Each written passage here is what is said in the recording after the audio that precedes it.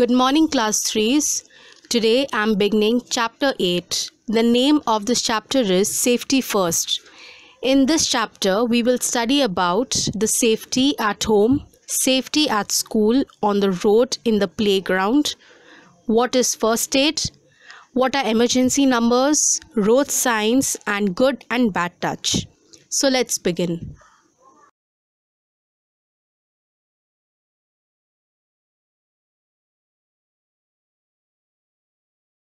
Accidents can occur anytime and anywhere. In most cases, it is because of our carelessness that accidents are responsible. So, these accidents can put our life in danger. In order to avoid such accidents, we need to follow certain safety rules everywhere. So, let's begin with the first safety rule. Safety at home. Accidents can occur at home if we become careless. In order to avoid such accidents, we must follow certain safety rules in the house. We should not scatter toys, bags, and books on the floor, as you might trip on them and get hurt.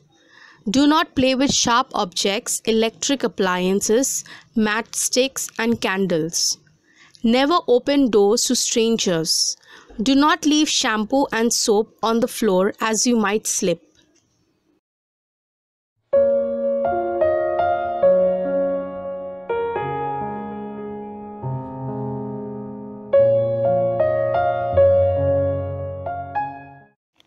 We should form a queue while waiting, boarding, or getting down from the bus. We should not stand or jump on the benches in the class. We should not lean over the railings.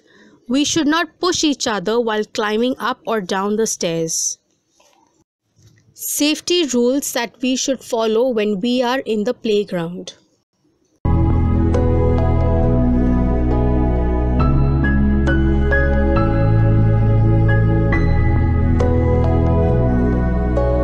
We should cross the road at the zebra crossing. We should walk on the footpath made for the pedestrians, follow traffic signal, do not ride a bicycle on the road with heavy traffic. We should always use a subway to cross the road if there is anyone nearby. We should stand in a queue while waiting for a bus, and we should never play on the road. What is first aid? First aid is emergency care given immediately to an injured person. The purpose of first aid is to minimize injury and future disability. In serious cases, first aid may be necessary to keep the victim alive. Alright, timely first aid can save a person's life. So some basic first aid rules are that if someone gets hurt, we should inform the doctor or an elder person of his or her family immediately.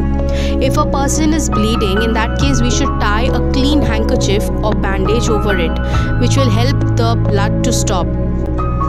We should make the wounded person feel comfortable by making him lie down, by keeping the wounded part at a higher level. Wash the wound with Dettol and apply an antiseptic cream or a band-aid. In case of a burn, we should cool it by keeping the affected area under cold running water. Put Burnel on the burn and leave it open. If a person is having high fever, we should make him lie down. Put a wet cloth on his forehead and bring the temperature down and call the doctor immediately. Every household must have a first aid emergency box. A first aid box should contain the following things: bandage, sharp scissors, sterilized gauze pads of different sizes, band-aid, sterilized wipe and alcohol wipes, hand sanitizer, antiseptic cream, antiseptic solution, cotton, regular medicine, thermometer, safety pin, calamine lotion, and a tweezer.